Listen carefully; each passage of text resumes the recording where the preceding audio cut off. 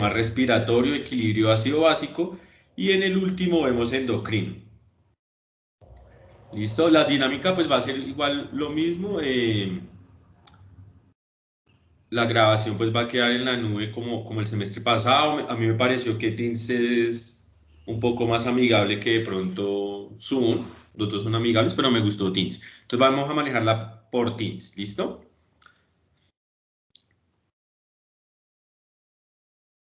Vale, profe. Listo.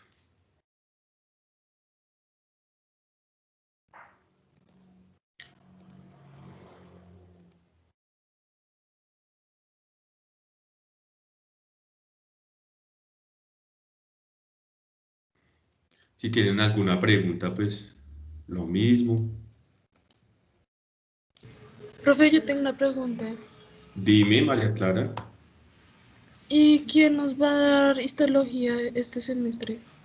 Una doctora, creo que es buena. Sami, creo que se llama. No sé, no he hablado con ella, pero ella es la que va a estar encargada de la histología. Bueno, Vale, profe. listo.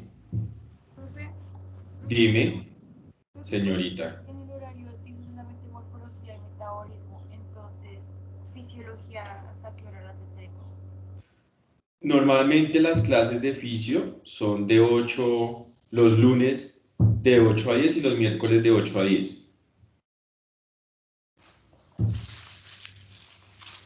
¿Sí?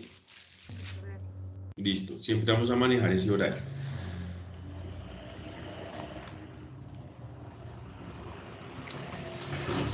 ¿Alguna otra pregunta?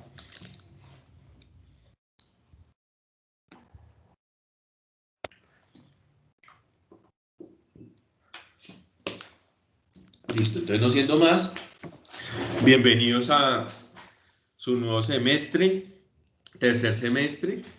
El tiempo se pasa volando, esperemos lo aprovechemos. Y no haciendo más preámbulos y viendo que el tiempo es corto, empezamos entonces con fisiología del tracto gastrointestinal. Esta fisiología del tracto gastrointestinal a mí me parece muy bonita debido a que utiliza prácticamente todas las vías de señalización celular.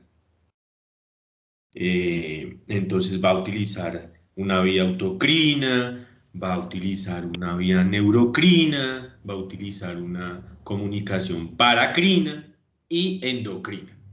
Entonces prácticamente todas esas señalizaciones que vimos el semestre pasado, pues las vamos a ver en este tracto gastrointestinal. Me parece muy interesante eso. Inicialmente nosotros vamos a hablar del tracto gastrointestinal de uno omnívoro, ¿sí?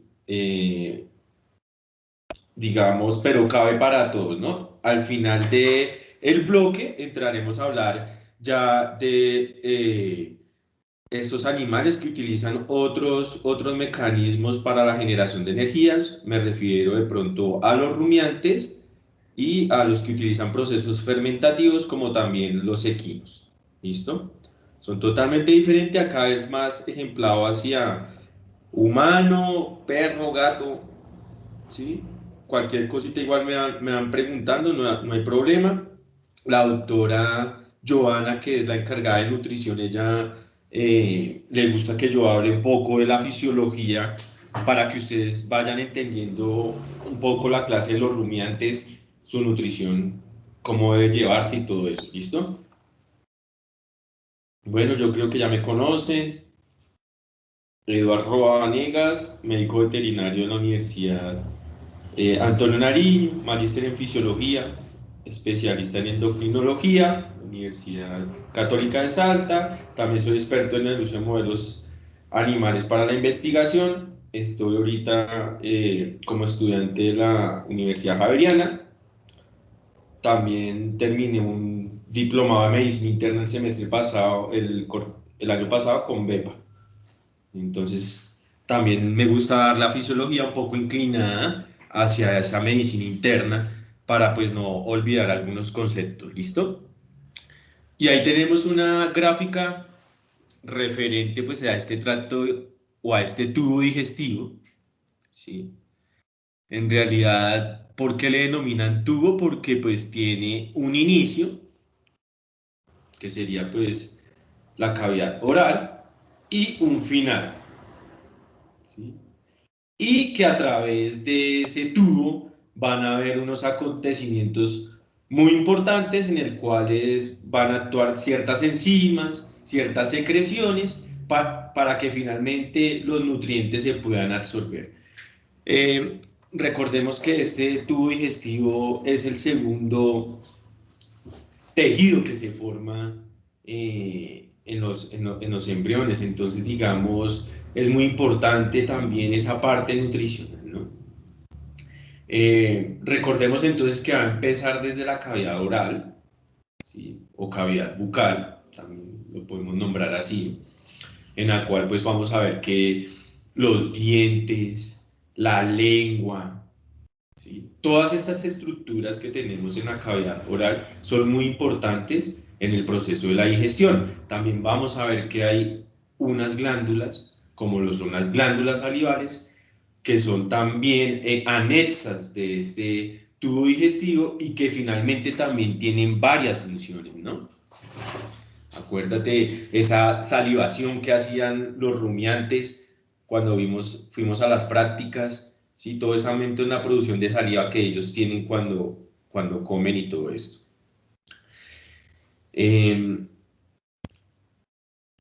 Seguido, digamos, de la cavidad oral, vamos a encontrar entonces el esófago, muy importante. Este esófago hay que tener en cuenta que algunos animales lo tienen más desarrollados que otros, lo utilizan mucho, ¿sí? Por ejemplo, en el caso de los rumiantes. El estómago, importante el estómago. En el estómago vamos a ver que va a haber la secreción de ciertas enzimas, como por ejemplo la pepsina, que va a degradar pues las proteínas o los péptidos que consumimos en la dieta. Entonces es muy importante también la secreción gástrica, ese ácido clorhídrico, importante. Vamos a ver cómo es esa secreción por parte de esas células parietales, por qué está compuesta una cripta gástrica, cómo es en realidad esa secreción que es tan importante, ¿sí? Y que finalmente también la vamos a poner en práctica a la hora de entender la farmacología, ¿sí? Porque si los pacientes presentan una gastritis, ustedes tienen que aprender a manejar ciertos medicamentos, como por ejemplo lo es la ranitidina o como por ejemplo lo es el omeprazol, que los dos actúan diferente y que los dos van a disminuir la secreción gástrica y que van a actuar a diferentes tipos de receptores, como por ejemplo la ranitidina va a actuar a través, va a ser un antagonista de los receptores de histamina, ¿sí? Y el omeprazol actúa a nivel de la bomba de protones, inhibiendo la bomba de protones, entonces es totalmente diferente, pero es aquí bonita la fisiología o estos términos ponerlos en la práctica, ¿sí? Porque entonces vamos a ver cómo funciona esa bomba de electrones y cómo puede atacar, cómo en realidad el antagonista entonces inhibe esa bomba, que sería pues el omeprazol, y así ustedes van a disminuir la secreción gástrica. Eso es importante y eso es bonito verlo, y lo tenemos que empezar a ver desde la fisiología. Ya cuando ustedes vayan a ver la farmacología, pues ya lo podrán entender aún mejor. Vemos después del estómago, vamos a ver el duodeno. Vamos esto es una generalidad prácticamente lo que estamos hablando ahorita. Tenemos que también tener en cuenta los esfínteres, como por ejemplo el esfínter, el cardias y el píloro. Sí, esos esfínteres también son muy importantes. Son los que van a intervenir o van a permitir el paso desde el estómago hacia el intestino, ¿sí? Y también su función es pues que el alimento que ya está en el intestino no se devuelva hacia el estómago, ¿sí? Vamos a tener pacientes que van a tener problemas también en esos esfínteres. eh, los vamos a ir viendo también poco a poco, porque para el movimiento peristáltico o de avance del alimento, tiene que haber un movimiento controlado rítmico también, ¿sí? Vamos a ver que ese movimiento rítmico va a estar dado por unas células marcapaso que también hay en el intestino, ¿sí? Que son las células intersticiales de Cajal. Entonces vamos a ver cómo ese intestino tiene, todo ese tracto gastrointestinal tiene un movimiento que está controlado. Sencillamente, ¿para qué? Pues para permitir el avance del alimento. Si en algún momento el paciente presenta una alteración en el movimiento intestinal, puede llevar a patologías, ¿sí? Por ejemplo, una intususección, que es que el intestino se introduce dentro del mismo intestino. Y eso es debido a que de pronto nosotros con algunos medicamentos podemos de algún modo modificar los movimientos intestinales. Por ejemplo, la metoclopramida. La metoclopramida nosotros la utilizamos para el vómito, ¿sí?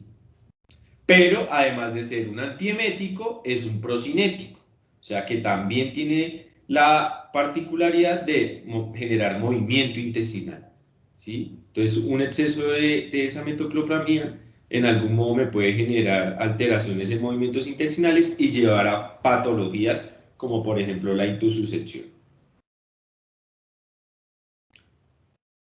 Seguido pues del esfínter pilórico, pues vamos a encontrar la porción inicial del intestino, que va a ser el duodeno.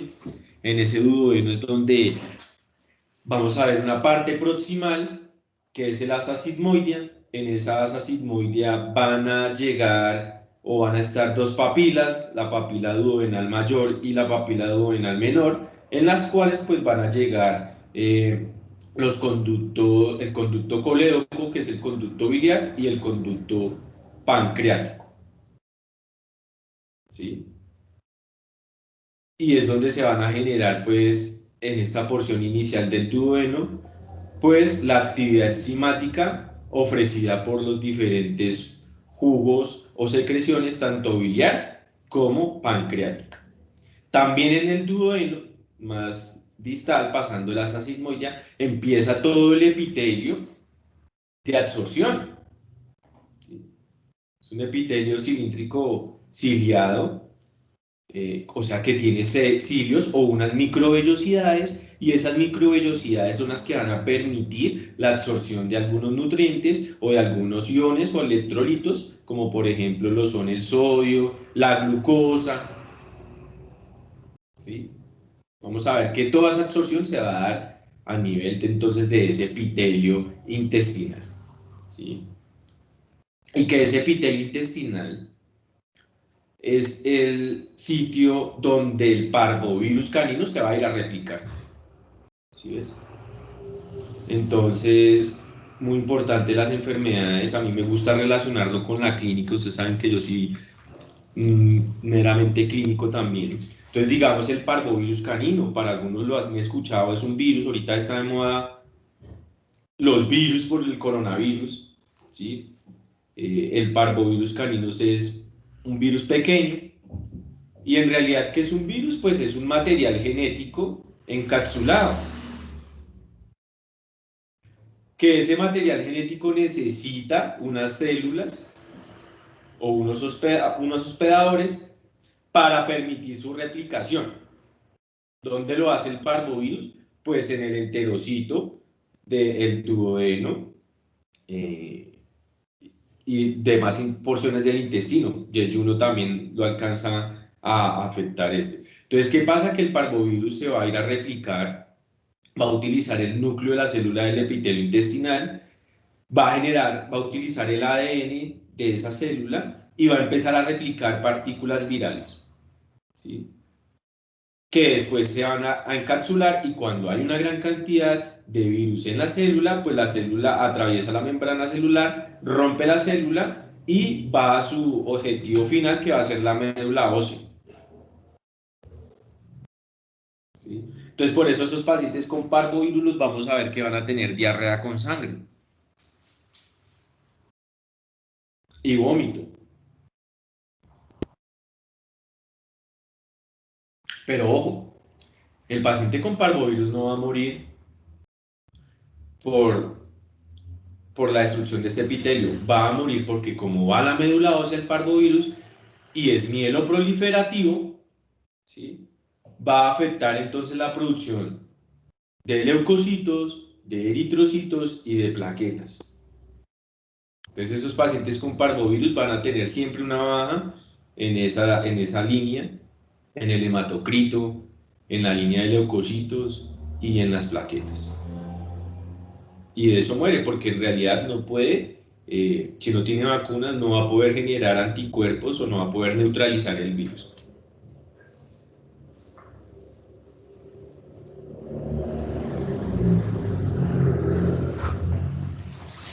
Siguiendo entonces con el intestino delgado, vemos que sigue el yeyuno, el ilio, y pasa entonces a ser el intestino grueso, en el cual pues van a estar los ciegos, muy importante en los equinos, porque recuerden que la fermentación del equino se va a llevar en el ciego. ¿Sí? Entonces, ¿qué pasa? Que como estos animales son herbívoros, entonces, a comparación del rumiante, que el rumiante lo hace pues en el rumen, el equino lo va a hacer, o los equidos lo van a hacer entonces en el ciego.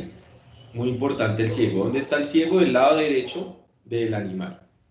Y el rumen del lado izquierdo. Eso lo veíamos en la práctica, ¿no? Y veíamos cómo eran esos movimientos ruminales, ¿sí? También vimos el equino. Nosotros, los que alcanzamos a ver la práctica, vimos el equino. Entonces, el ciego al lado derecho, muy importante. Recuerden que esa fermentación en realidad se da es para obtener como producto final la producción de ácidos grasos volátiles, como el ácido propiónico, butírico y acético, ¿sí? Que finalmente son lo que va a generar energía en estos animales, ¿no? El colon, muy importante el colon. Tenemos el colon, si lo clasificamos anatómicamente, lo tenemos en colon ascendente, colon transverso y colon descendente. ¿Sí? En el colon es muy importante porque se va a generar la absorción de los ácidos grasos volátiles y la absorción de agua. La mayor cantidad de agua que consumimos se absorbe a nivel del colon.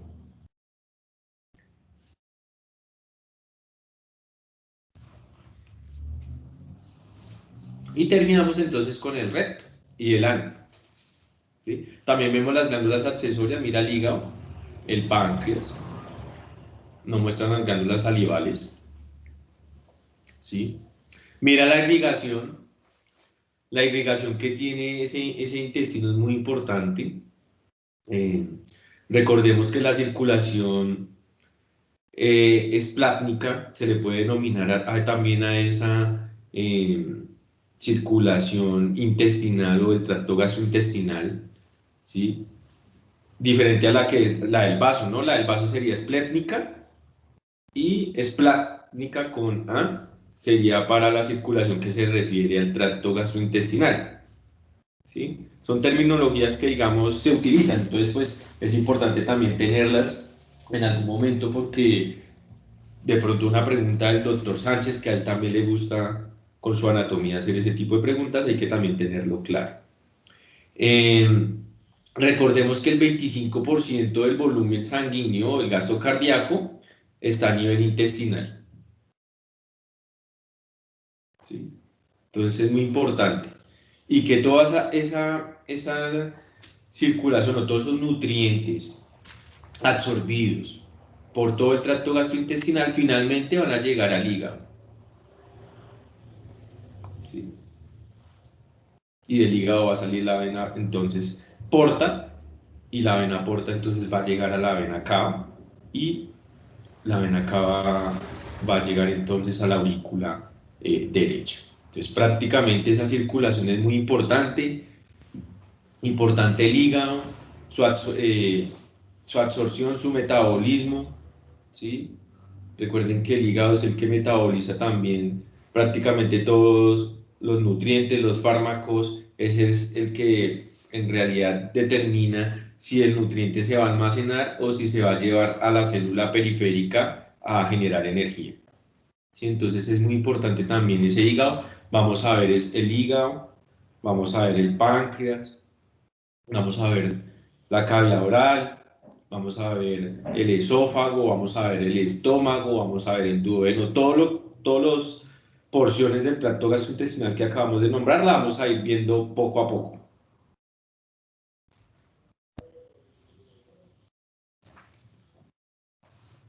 ¿Hasta aquí alguna pregunta? Sí se está escuchando bien, ¿verdad? Sí, profe. Sí, profe. ¿No hay preguntas? Por el momento. Profe, yo tengo una pregunta. Cuando Dale, dice la dime. circulación, ¿es plácnica con A? ¿La circulación de todo el tracto digestivo? O bueno. Sí, es con A, es plátnica. Así se le nombra. Si la van a leer en algún libro, entonces para que no se confundan. Diferente a la esplénica, que sería la del vaso, ¿no?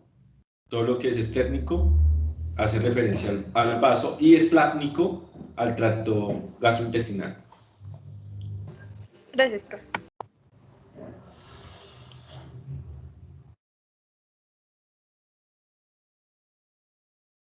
Bueno, entonces esas funciones de todo ese tubo digestivo van a ser variadas. Primero, pues es una función de absorción, ¿sí?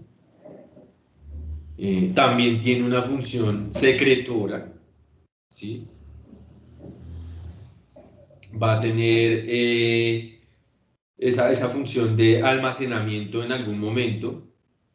Es rápido, pero igual se va a tener almacenamiento. Es también una barrera biológica, lo que les habla la doctora Beatriz, debido a que también van a haber células de defensa que van a permitir el avance o no de pronto de algunos patógenos. Recordemos que es la principal fuente de infección en la mayoría de casos. Todo lo que nos comemos pues finalmente no sabemos si la manipulación o si está contaminado posiblemente con algún agente, ¿sí? Entonces es una barrera muy importante, ¿sí? Va a tener obviamente células inmunológicas. También tiene la capacidad de aumentar, por ejemplo, el movimiento intestinal, ¿sí? Para excretar o eliminar también pues este agente patógeno. Por eso cuando nosotros comemos algo y nos cayó mal o que estaba de pronto en mal estado, no sé, pues nos va a dar diarrea, ¿sí? Es debido a eso, que es una barrera que permite, mediante no solamente células inmunológicas, sino mediante una actividad mecánica, como es un aumento en el movimiento intestinal, generar de algún modo una defensa para el organismo, ¿sí? También hay liberación de algunas inmunoglobulinas que están asociadas a este tracto digestivo. Vamos a ver que es muy bonito porque su movimiento es muy coordinado. Nuevamente les reitero, es el bonito ejemplo porque todas las vías de comunicación que conocemos se van a ver o van a ser utilizadas por este tracto gastrointestinal. Es muy bonito.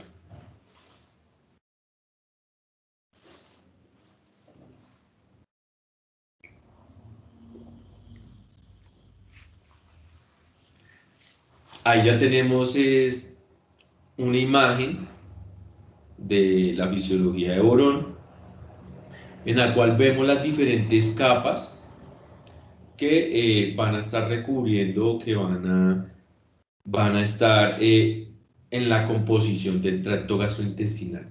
Recordemos que aquí hacen el corte más o menos a nivel del intestino.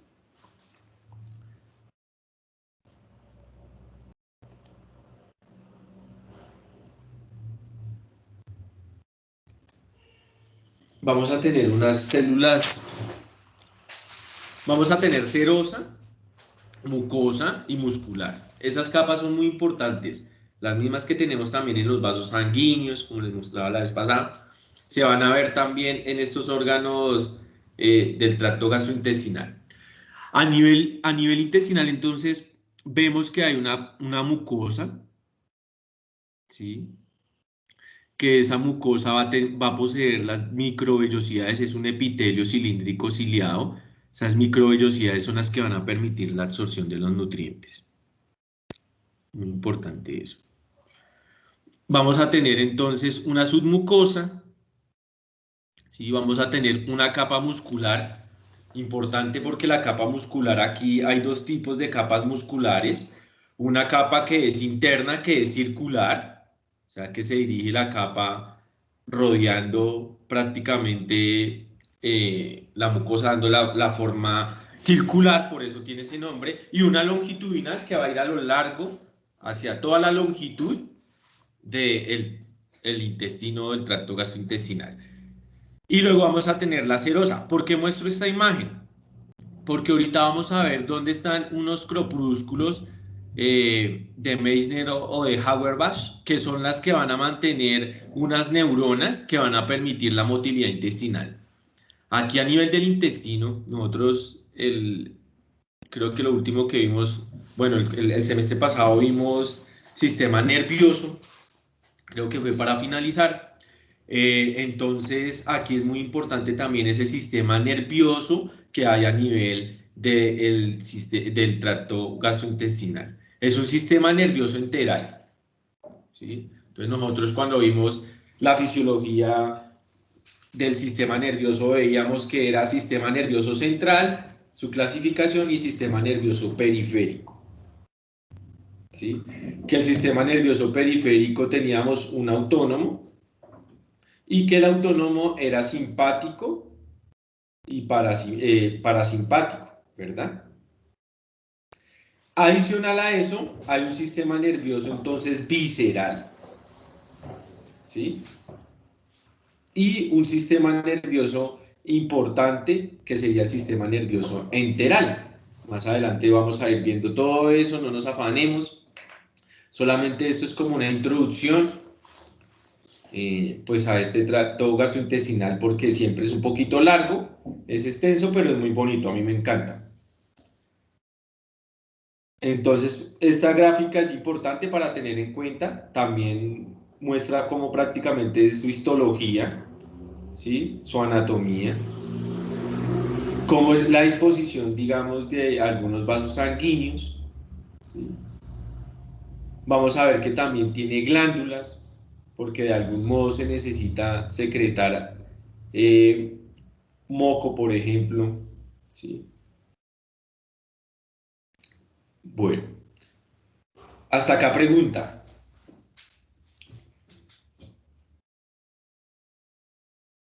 Muy importante entonces la disposición de ese músculo. Aprenda el músculo o capa muscular circular interna y la longitudinal externa.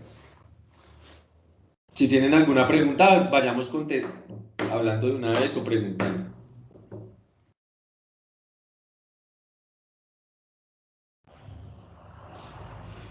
Por eso cuando hacemos una cirugía de intestino, es importante, ¿sí? ¿Qué patrón de sutura vamos a utilizar? ¿Sí ves? Porque tenemos que utilizar un patrón perforante, o sea, uno que perfore todo, que vaya hasta la luz, que inclusive, pues, uno en la cirugía no va hasta la luz, pero más o menos que atrape la mucosa, ¿sí? Que la sutura coja la mucosa, ¿sí? Y también todas las capas musculares. Ese es el primer patrón de sutura que uno, cuando hace una enterotomía, o sea, el perro se comió un muñeco y hay que hacerle cirugía, ¿sí? Porque ya está en intestino y no se puede extraer por endoscopia. Entonces nosotros hacemos un corte más o menos a nivel longitudinal por el lado donde no está irrigado, ¿sí? Hacemos el corte y sacamos el muñeco. Eso es lo más fácil. Porque pues usted sacó el muñeco. Ahora lo más difícil va a ser volver a suturar ese intestino, ¿sí ves? Y ahí es donde viene el error. Porque hay médicos, no sé, creo que serían iniciando, creería yo, que hagan esa cirugía y no cogen todas las capas del intestino, pues va a haber una fuga del contenido intestinal y eso va a llevar a peritonitis. Entonces, por eso aquí cabe recalcar esta fisiología del tracto gastrointestinal. No todo el mundo la tiene en cuenta, ¿sí? Y es muy importante al momento de la clínica, ¿sí? Porque la mayoría de pacientes, y nosotros nos vamos a dedicar a, digamos, a pequeños animales, pero también en grandes, también la gran casuística son problemas gastrointestinales, no que el perro tiene vómito, que el perro tiene diarrea, ¿sí? Pero como clínicos decimos, no, el perro está obstruido, el perro tiene una gastroenteritis, pero olvidamos el funcionamiento del tracto gastrointestinal. Y eso lo tenemos que tener claro. Sacamos el muñeco, hicimos la incisión, ¿sí? Ahora, ¿cuál es el patrón de sutura? Como les digo, tiene que ser uno perforante e invaginante. Entonces, ¿qué pasa? Que tiene que atravesar todas las capas. Ya después que terminamos ese patrón de sutura, seguimos con uno invaginante. Un invaginante es solamente vamos a utilizar la serosa.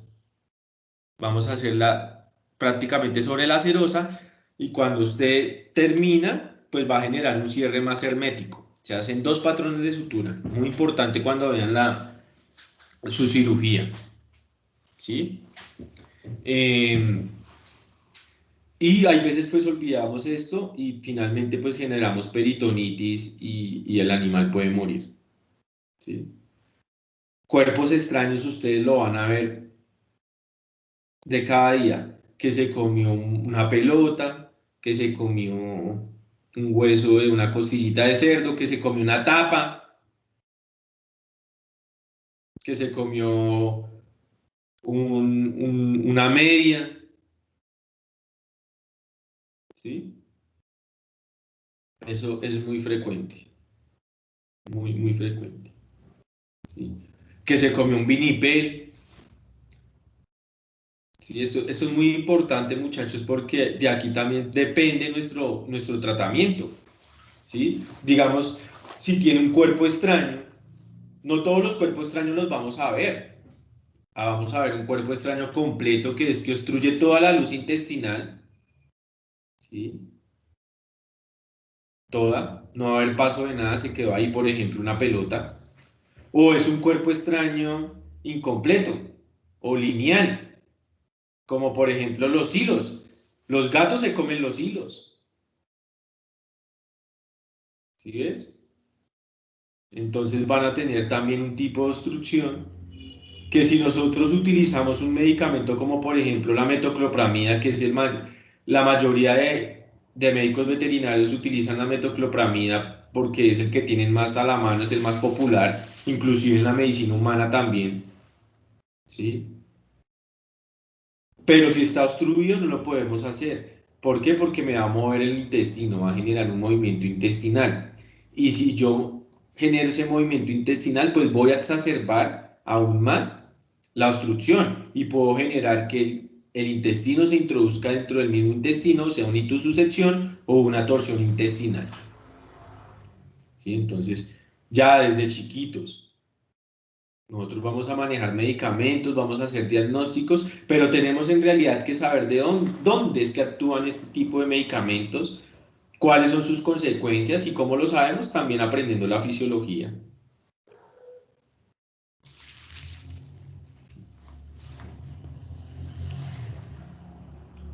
Y lo digo porque, o sea, hay varios casos. Yo tenía un caso donde pues el perro estaba en el médico y era un golden, sí. El perro se había comido un vinipel y el perro se comió el vinipel y tenía vómito, entonces lo llevaron al médico porque tenía vómito y el médico empezó a darle metoclopramida y pues nos estaba contraindicado obviamente. Hicimos la ecografía del perro, sí se veía que tenía una porción del intestino y algo del estómago comprometido. Entramos a cirugía y efectivamente ya tenía una ruptura intestinal debido a que como el vinipel, ustedes entre más lo aprieten el vinipel como que coge, es muy resistente, ¿sí? El vinipel es muy resistente. Pues el vinipel se había recogido el intestino y finalmente lo había perforado, ¿sí? Entonces son errores que nosotros hay veces cometemos también. Si ese perro se entra a cirugía y se saca el vinipel, se salva. Pero como ya había perforaciones intestinales, la probabilidad de muerte es un poco más alta, ¿no? Porque puede haber una peritonitis y una sepsis.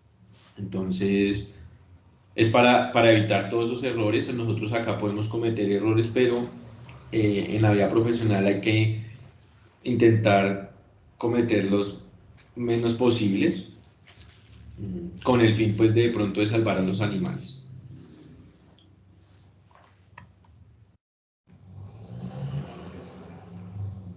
Aquí otra lámina histológica. Vemos el epitelio. Es un epitelio cilíndrico ciliado, míralo. Estos hacen referencia a los cilios. Esos cilios van a ser de algún modo los mecanismos de absorción de algunos nutrientes. Es una prolongación que permite pues la absorción de los nutrientes. Hay patologías que afectan esos cilios. En el gato es muy frecuente de pronto tener una atrofia de esos cilios o una hipoplasia de esos cilios, de esas microvellosidades, y el paciente va a generar diarrea frecuentemente, ¿sí? Debido pues a la atrofia de esas microvellosidades. Vemos entonces que va a haber una submucosa, la mucosa. Entre esa submucosa y la mucosa vamos a escuchar el plexo submucoso, este de acá. Este plexo submucoso va a ser entonces donde se van a encontrar una serie de neuronas, las cuales van a integrar el sistema nervioso enteral. Entonces vamos a tenerlo en cuenta, ese plexo submucoso. Seguido viene entonces la musculatura circular, que yo les decía que iba el músculo en dirección circular, rodeando pues el intestino, por decirlo así, dándole su forma. ¿Sí? Vamos a ver que yo les nombré que seguía entonces una capa de músculo longitudinal, que su dirección pues va a la longitud del intestino, y entre esas dos capas musculares vamos a encontrar entonces el plexo miotérico. Ese plexo miotérico también va a ser parte de ese sistema nervioso enteral, ¿sí? El cual pues vamos a ver que va a permitir la motilidad intestinal. Entonces el plexo submucoso permite de algún modo que si hay quimiorreceptores, por ejemplo, envíen una señal para la liberación de alguna sustancia o para generar el movimiento también del intestino, ¿sí? Vamos a ver entonces que, digamos, van a haber también quimiorreceptores a nivel de ese epitelio de la mucosa intestinal, que esos quimiorreceptores son los que van a sensar sustancias químicas, ¿sí? Como por ejemplo los carbohidratos, como por ejemplo las grasas, ¿sí? Como por ejemplo las proteínas o los péptidos. Entonces, ¿qué pasa? Que a partir de esos quimiorreceptores, que va a estimular pues el plexo submucoso, o sea, toda su función, toda su señal va a ser llevada a cabo por ese plexo submucoso, va a dar la señal, pues por ejemplo, si es grasa, pues para la secreción del cubo biliar, por ejemplo. ¿Sí ves? Entonces vemos cómo comienza la señal desde el epitelio a partir de un quimiorreceptor y cómo finalmente llega a un órgano que estaba prácticamente distante, que sería el hígado. Y ahí va a haberse involucrado una serie de eventos como por ejemplo los son químicos y neurológicos. Seguido de la capa muscular longitudinal, entonces vamos a tener la serosa. La serosa es la que va a estar, es su capa externa, ¿no?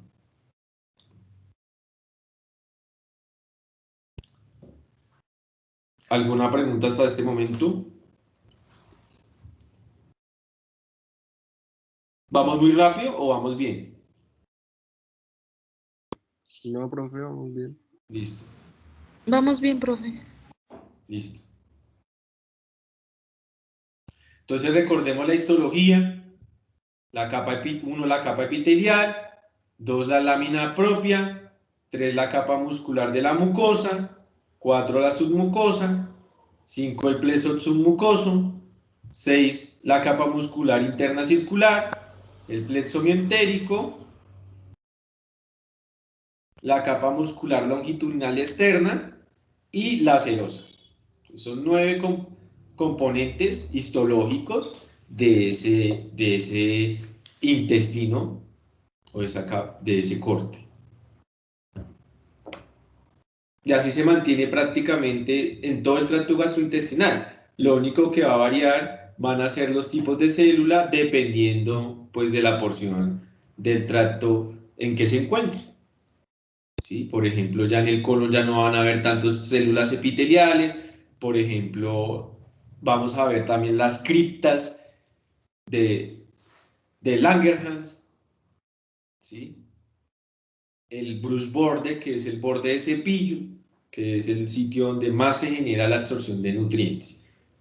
En comparación con de pronto una cripta gástrica en la cual no hay microvellosidades, por ejemplo, en la cual hay una serie de componentes celulares, pero finalmente también va a haber una secreción ácida, por lo cual, digamos, van a haber unas características totalmente diferentes a las del intestino.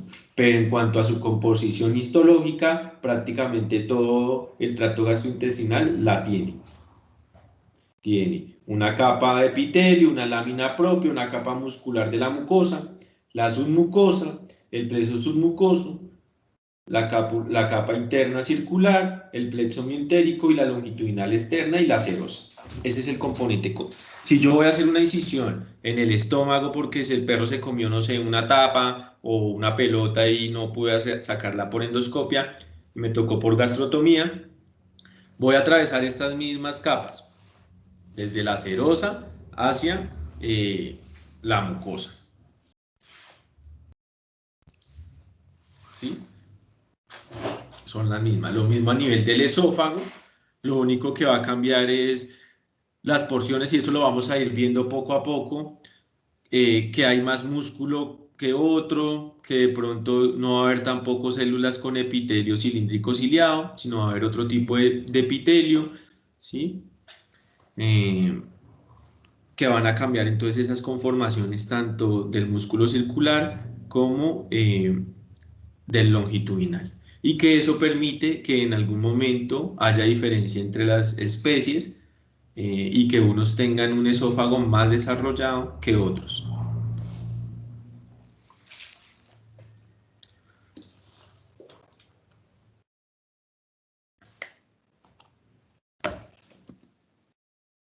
Listo.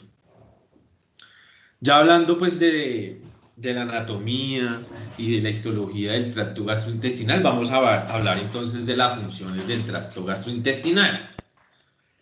Entre esas funciones vamos a recalcar entonces que proporcionan nutrientes, electrolitos y agua. Una función muy importante, ¿sí? No solamente nutrientes, no solamente agua, electrolitos. ¿Cuáles electrolitos? Sodio, potasio, bicarbonato, calcio, ¿sí? Todos esos nutrientes, todos esos electrolitos y toda esa agua se va a absorber a nivel del tracto gastrointestinal. Y entonces esa es la primera función y por eso es el segundo sistema que se desarrolla, el segundo órganos se desarrollan después del circulatorio, ¿sí?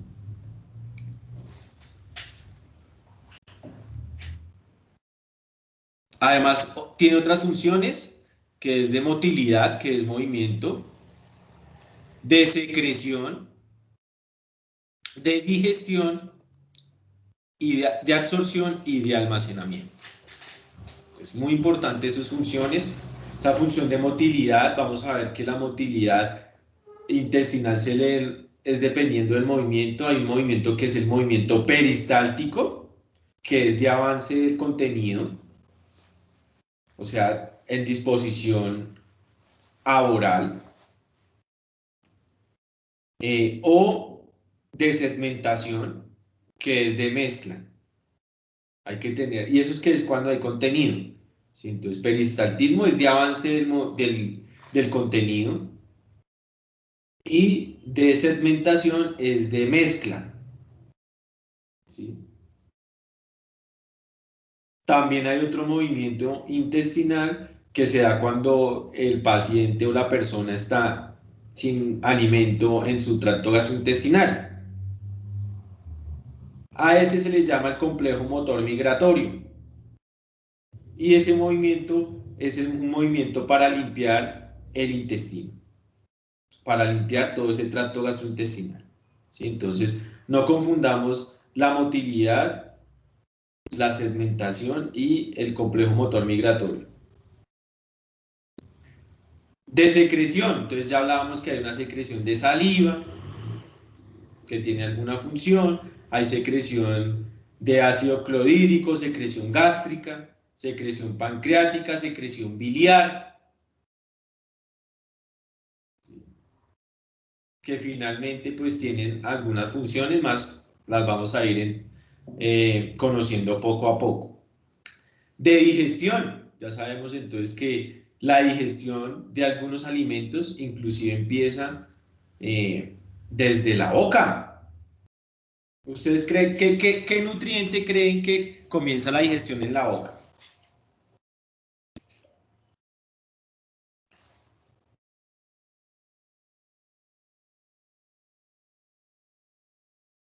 Los carbohidratos. ¿Por qué? Porque acuérdate que se produce amilasa salival. Y la amilasa salival actúa sobre el almidón. ¿Sí ves? Entonces la digestión inclusive empieza desde la boca para los carbohidratos. ¿Sí? Que de pronto la activación sea mayor a nivel estomacal debido a los cambios en el pH, sí, estamos de acuerdo. Pero empieza con esa actividad enzimática que empieza en la saliva. ¿Por qué en el rumiante no se puede? O porque, digamos, el rumiante, por ejemplo, no ha comido y no saliva, y después cuando está rumiando, puede salivar más. ¿Ustedes por qué creen eso?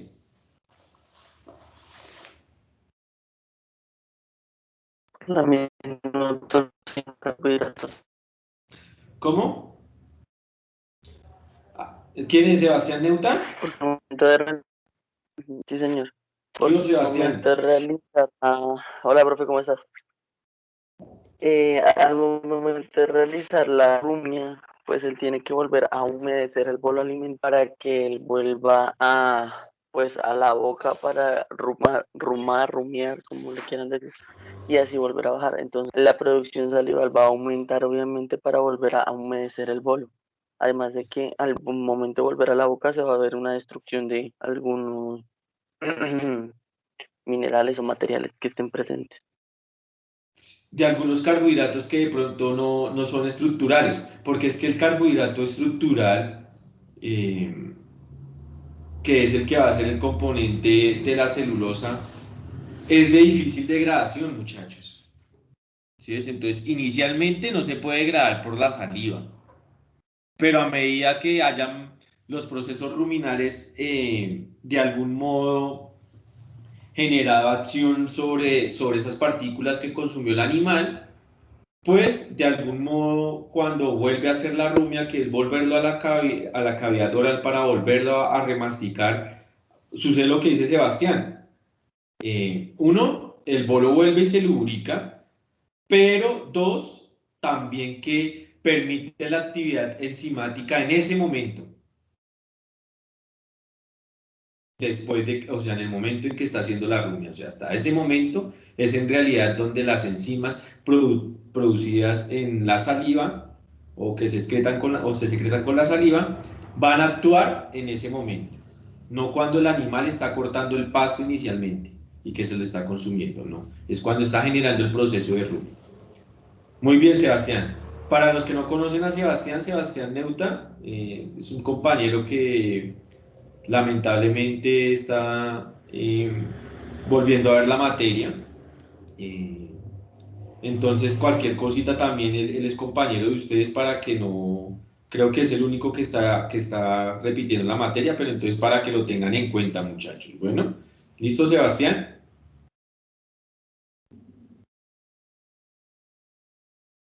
Bueno. En cuanto a la absorción, vamos a ver que la mayoría de absorción se va a dar en el intestino delgado, en el duodeno en su mayor cantidad, también algo en el yeyuno. Almacenamiento, ¿sí? El almacenamiento, pues prácticamente lo que estamos comiendo funciona de algún modo como almacenamiento en ese momento, o sea que mientras que produce la digestión y la absorción de los nutrientes va a pasar tiempo, más o menos alrededor de unas 6 horas, 8 horas, ¿sí? Después de que consumimos el alimento, ¿sí? También en cuanto al almacenamiento tenemos que encontrar o darle la importancia al señor hígado, ¿sí? Porque en el hígado vamos a ver entonces que vamos a tener el sitio donde se almacenan las fuentes de energía, como por ejemplo el glucógeno hepático, ¿sí? Entonces es muy importante también el hígado, hay veces que lo pasamos desapercibido y también vamos a encontrar muchas patologías, lo hablo en pequeños animales, sobre el hígado, entonces muy importante tenerlo en cuenta. Bueno, en cuanto al sistema de control o regulación del tracto gastrointestinal, vamos a ver un sistema de control intrínseco, o sea que es propio, dentro, la palabra lo dice, y extrínseco por fuera. ¿Listo? Otro dibujo de la histología para que no se nos olvidemos. Entonces la mucosa, el epitelio cilíndrico, ciliado en este caso, que corresponde pues al intestino, los plexos, el plexo submucoso, ¿sí? El plexo mioentérico, ¿sí? Ahí lo vemos, es muy importante porque es donde van a ser también controladas las funciones del tracto gastrointestinal. Entonces es muy importante tenerlos en cuenta. Ahí tenemos entonces una célula epitelial. Vemos que la célula epitelial, perdón, tiene entonces la microvellosidad, que es el sitio de absorción.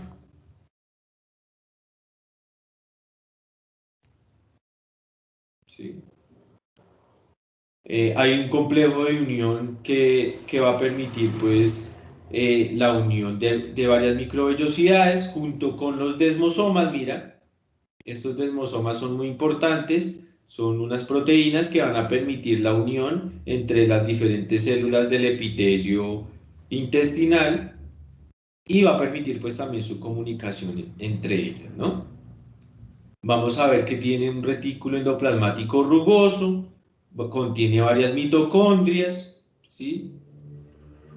Algunos gránulos secretores para algunas sustancias o sencillamente si necesitan alguna actividad enzimática, y el núcleo, ¿sí? Recordemos que tenemos entonces una porción que va dirigida hacia la luz y otra hacia la base. ¿Listo?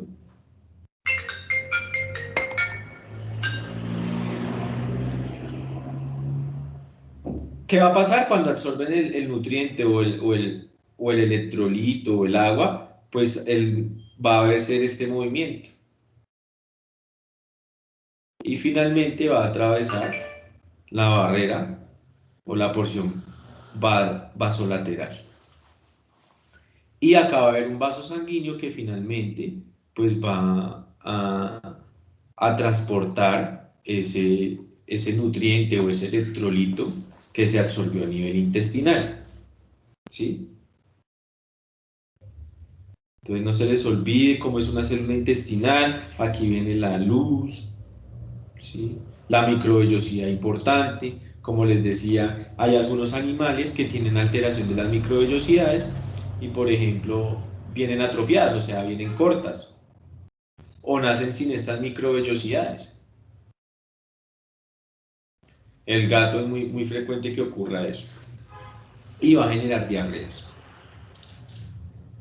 Bueno, eso es para que recordemos la histología, ¿sí? Recuerden que la fisiología es la asociación también de las demás materias, de anatomía, de embriología, de bioquímica, ¿sí? De histología. Y lo importante es que tengamos una relación. Nosotros no podemos ver todo en un solo punto, sino tenemos que tener una relación de todas las materias que vemos en el núcleo. En cuanto al sistema de control, entonces hablábamos que hay un sistema de control intrínseco que es propio.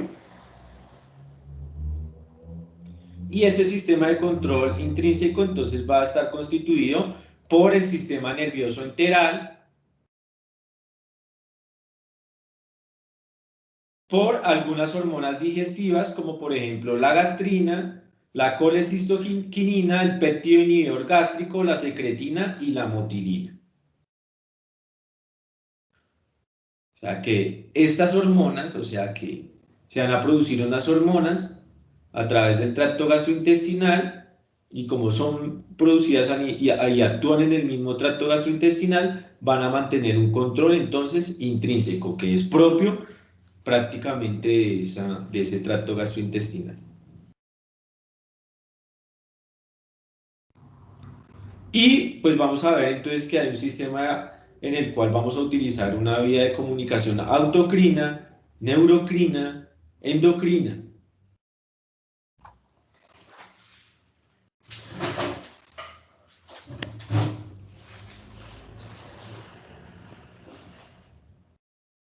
Una pregunta, muchachos, ¿qué hace ese sistema de control?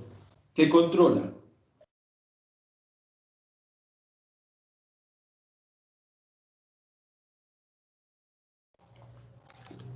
¿Siendo alguna hormona, no, Doc?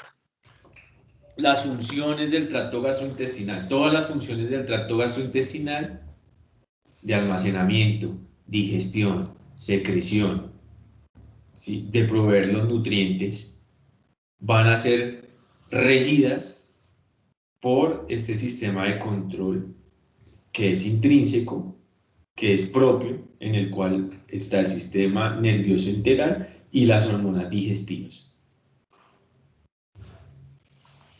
que utiliza todas estas vías, la autocrina, la neurocrina y la endocrina.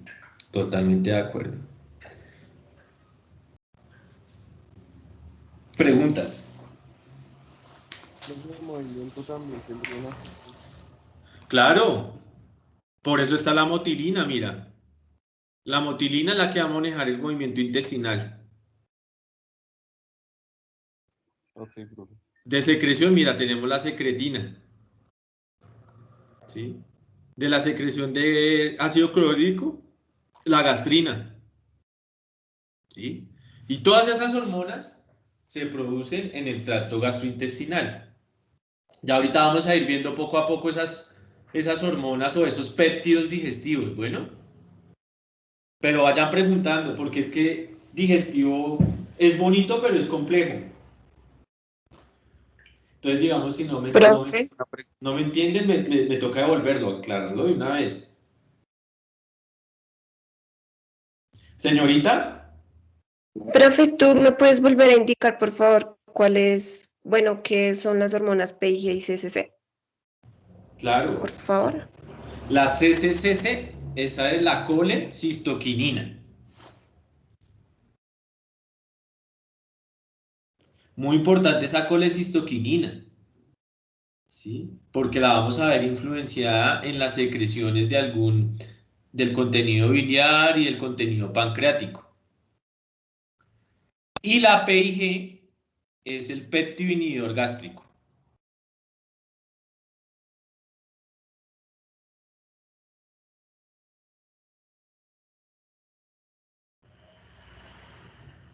¿Listo? Gracias, profe. Ok.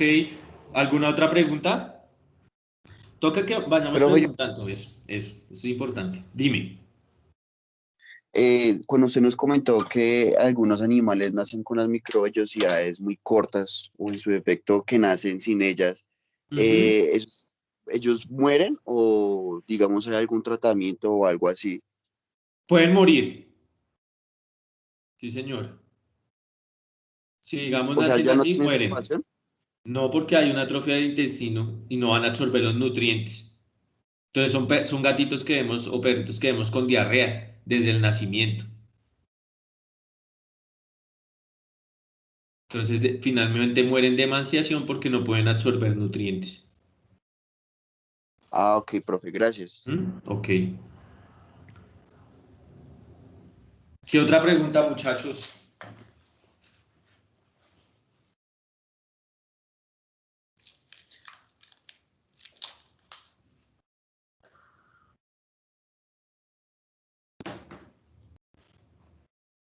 Listo. En cuanto al sistema nervioso enteral, consta de plexos. ¿Qué es un plexo? Para ustedes, ¿qué es un plexo? ¿Una capa? No. Bueno, pues podemos decir que es una capa, pero ¿cuál es la particularidad? Que forman una red. ¿Una red de nervios, profe? Una red, sí, exacto. Entonces un plexo es una red. ¿Listo? Entonces consta de una red, ¿sí? Y tenemos el plexo submucoso, que está en la capa submucosa. Y tenemos el plexo mientérico, que está en la capa muscular circular interna y en la longitudinal. ¿Sí? Y se comunican además con unas interneuronas del sistema nervioso central mediante el nervio vago, el nervio pélvico y el nervio esplátnico. Mira cómo se escribe. Esplátnico.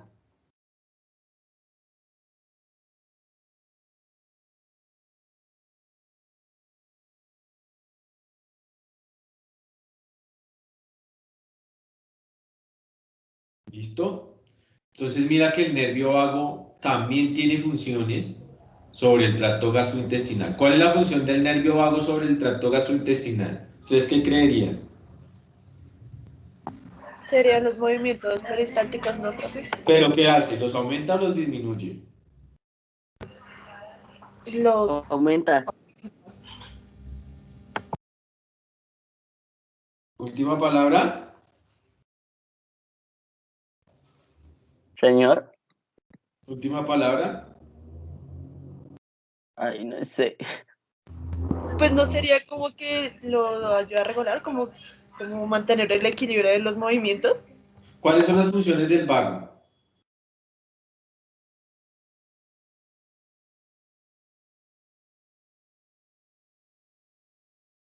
De pronto controlar el interés. Controlar esfínteres. Bueno. ¿Pero cuáles son las funciones del vago?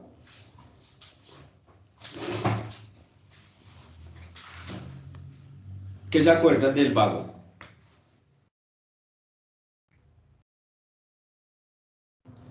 Que es como que el nervio que genera como los impulsos motores y sensoriales, órganos. ¿Cuál es el neurotransmisor?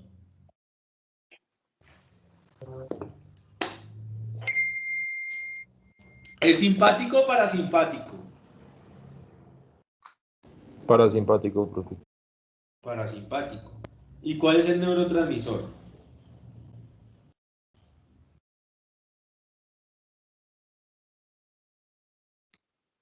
La acetilcolina. La acetilcolina. ¿Y cuáles son las funciones entonces del vago? A nivel del corazón, ¿cuál es la función del vago a nivel del corazón? Aumenta o disminuye la frecuencia cardíaca.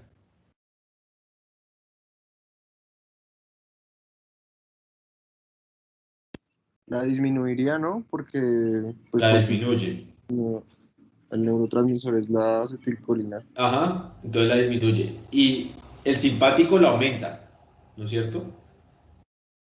que en el simpático el neurotransmisor son las catecolaminas. Listo, entonces a nivel de el corazón, el sistema nervioso parasimpático disminuye la frecuencia cardíaca. A nivel del sistema respiratorio, ¿qué hace el vago? ¿La aumenta o la disminuye? Disminuye. Disminuye la frecuencia respiratoria. A nivel del tracto gastrointestinal, ¿qué hace el vago? ¿Lo aumenta o lo disminuye? Lo disminuye. También lo disminuye. No, hace todo lo contrario, lo aumenta.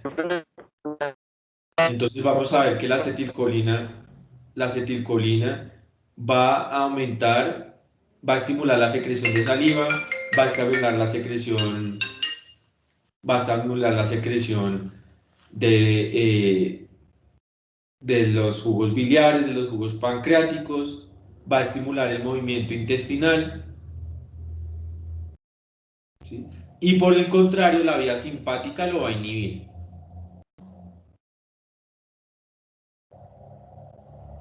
¿Listo? Acuérdense que son complementarios. Entonces, digamos, si nosotros le aplicamos, y también hay que tener la farmacología muy presente en esto, por ejemplo, nosotros utilizamos como preanestésico un medicamento que se llama atropina. La atropina actúa a nivel del sistema nervioso parasimpático. Es un parasimpático lítico. O sea que hace todo lo contrario a lo que hace el sistema nervioso parasimpático. Entonces, ¿qué pasa? Nosotros lo utilizamos para mantener la frecuencia cardíaca, ¿sí? Porque como el parasimpático la disminuye, si le ponemos la atropina la aumenta. Para mantener la frecuencia respiratoria, o sea, la atropina hace todo lo contrario a lo que hace el sistema nervioso parasimpático en su receptor. ¿Sí ves? Ocupa el mismo receptor, pero manda el mensaje contrario, o sea, que si aumenta lo disminuye. ¿Sí? Su función. Entonces, ¿qué pasa si nosotros le colocamos atropina, por ejemplo, a un caballo? Pues como la atropina es un parasimpático lítico, se hace toda la acción contraria, es un antagonista en los receptores de acetilcolina, hace todo lo contrario, su labor contraria. Entonces va a disminuir la motilidad o el movimiento intestinal y vamos a generar un hilio paralítico. ¿Sí ves? Entonces, para los que les gustan los caballos, nunca le podemos colocar atropina a un caballo como preanestésico, porque le generamos el hilio paralítico. Y si le generamos hilio paralítico, pues lo más probable es que vamos a generar problemas de timpanismo también o problemas con el ciego.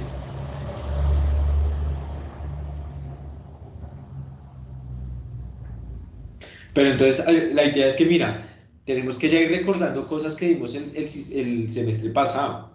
Todo esto del sistema nervioso ya lo habíamos visto y creo que fue lo último que vimos. Entonces hay que volver otra vez a retomar todos esos temas. Bueno.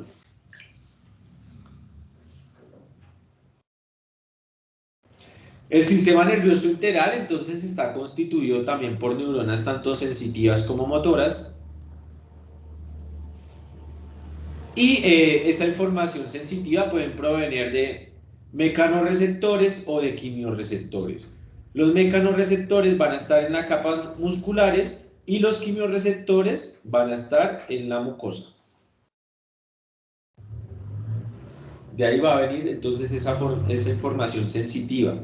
Entonces, como les hablaba, los quimiorreceptores detectan sustancias como por ejemplo carbohidratos, grasa, para enviar una señal al sistema nervioso central y que de ahí se libere de pronto o que se generen una serie de acontecimientos dependiendo de ese estímulo. Y los quimiorreceptores, pues también, porque cuando no es lo mismo que el intestino esté sin contenido a que llegue contenido, el cual va a generar pues obviamente una presión sobre la capa muscular, detectando pues así si hay presencia o no del contenido. Una particularidad muy importante y que tienen que tener en cuenta es que el alimento cuando ya atraviesa el estómago y está en digestión se va a absorber, o sea, en el intestino delgado, cuando el alimento ya está en el intestino delgado, se llama quimo.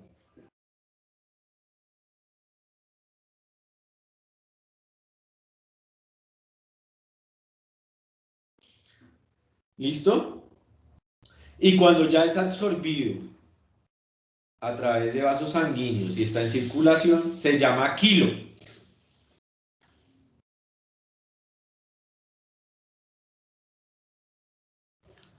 Todos esos conceptos también los tenemos que tener en cuenta, ¿bueno?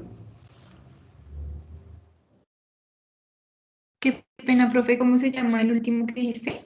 Kilo. Gracias. Es cuando ya está el nutriente en el vaso sanguíneo. Cuando está en la luz intestinal y ya está con actividad enzimática o ya está siendo en su digestión y va a ser absorbido, se llama quimo, con M.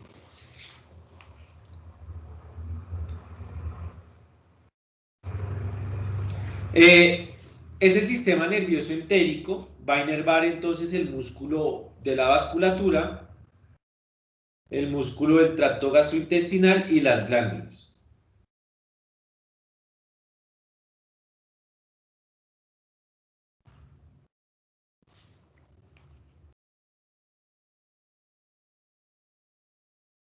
Las neuronas eferentes o neuronas motoras son tanto estimuladoras como inhibidoras, dependiendo de la señal, o inhiben o estimulan. Todos esos conceptos ya lo habíamos hablado cuando vimos sistema nervioso, cuando vimos neurofisiología, ¿sí? Ahorita lo hablamos en el tracto gastrointestinal porque tenemos que entender por qué está compuesto ese sistema nervioso enteral que es tan importante. Es un sistema nervioso totalmente diferente y que no lo vimos de pronto muy bien cuando vimos neurofisiología, pero lo retomamos acá, que es donde lo vamos a poner en práctica y es donde necesitamos tener claro ese conocimiento.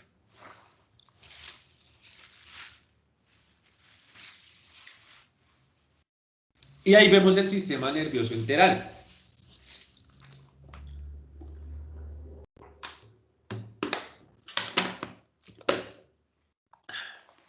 Vamos a ver este mapa. Es muy bonito, a mí me gusta. En el cual vamos a ver entonces, ¿qué se hizo el señalador? Mira dónde están los quimiorreceptores.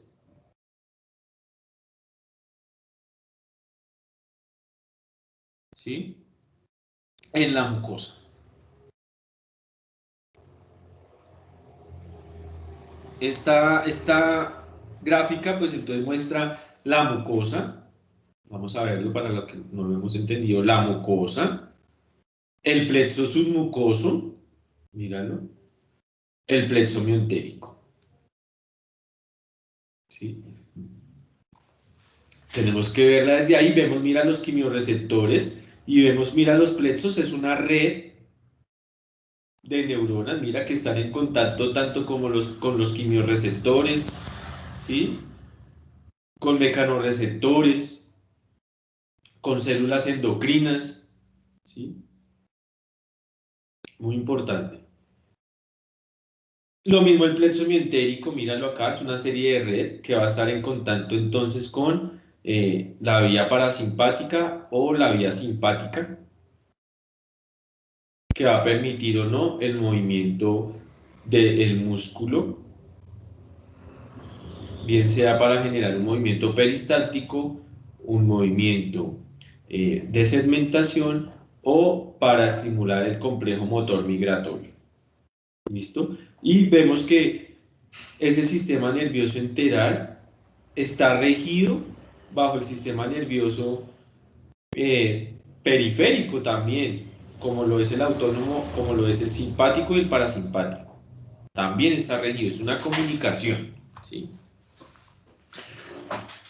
Tenemos que tenerlo muy en cuenta ese sistema. Ya ahorita vamos a profundizar también en este. Vamos a ver los diferentes tipos de de neuronas que hay, ¿sí? Porque dependiendo de la forma de la neurona la vamos a clasificar.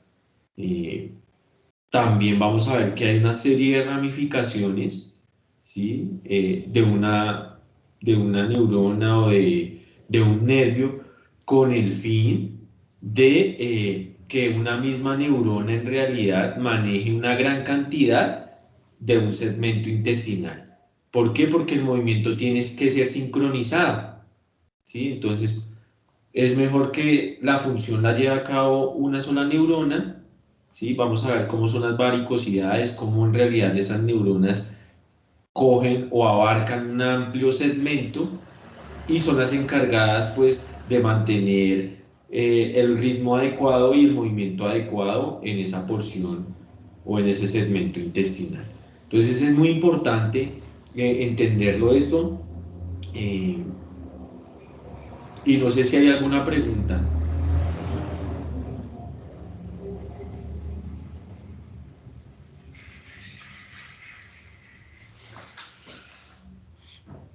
Si ya lo vimos, lo mismo. ¿Alguna pregunta?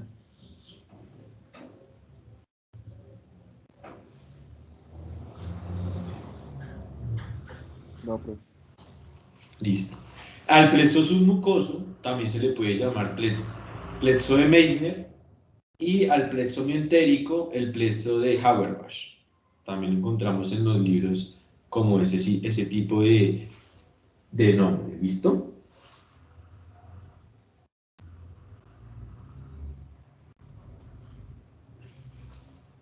Ahora, esas son todas las generalidades. Ya después nos vamos a ir entrando un poco más. ¿Listo? Aquí tenemos una gráfica muy importante en la cual vemos los tipos de hormonas que hay a nivel del tracto gastrointestinal. Vamos a ver que tenemos entonces la colecistoquinina, el péptido inhibidor gástrico, la gastrina, el péptido liberador de gastrina, la motilina, péptido YYY, la secretina, somatostatina, sustancia P y el péptido inhibidor vasoactivo, ¿sí? Que tienen diferentes tipos de funciones, ¿sí? Que pueden ser, digamos, y que su acción es en una célula posiblemente distante, ¿sí? Como por ejemplo la colecistoquinina, mira, se produce en las células I del duodeno y del yeyuno, en neuronas del ilion y del colon, y actúa sobre el páncreas y la vesícula biliar. ¿Sí ves? Entonces, mira, esa es la característica. El péptido inhibidor gástrico, mira, se produce en las células de K del duodeno y del yeyuno, y su órgano, mira, es el páncreas. La gastrina se produce en las células G del anto gástrico y va a actuar sobre las células parietales del cuerpo gástrico y aumenta la secreción de hidrogenión, ¿sí? Todas estas células, todas estas hormonas tenemos que tenerlas también en cuenta. ¿Listo? Entonces, bienvenidos otra vez al semestre. Es bonita la fisiología del tracto gastrointestinal. A mí me parece hermosa. Tenemos un lindo ejemplo, como les digo, de todo el mecanismo de señalización celular. Entonces, esperemos que sea muy provechosa para ustedes. Hasta aquí preguntas.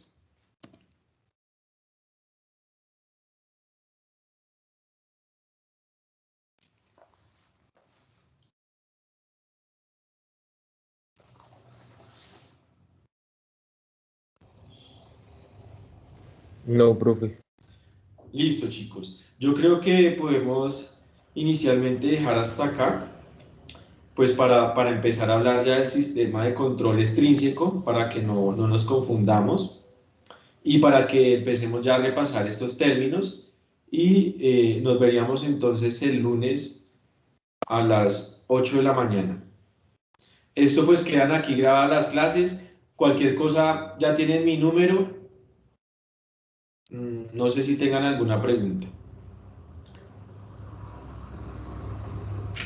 Profe, Dime. ¿será que vas a estar nuevamente si intentas agregar a alguien, por favor? ¿Tú eres Jessica? ¿O Sí, Karen? profe. Jessica. Jessica. Listo. Listo. Ahorita intento otra vez y estoy pendiente. Muchachos, ¿alguna pregunta? Profe, es fuera de la clase para ver si también me podrías agregar, porque no me enviaron el link. Listo. Sí, hubo como 2 o 3 compañeros que no se pudo, entonces ahora más tarde vuelvo y lo intento, ¿ok? Vale, gracias, profe. Listo, chicos, es un placer para mí estar con ustedes este semestre y pues esperemos confiando en Dios que nos vaya muy bien.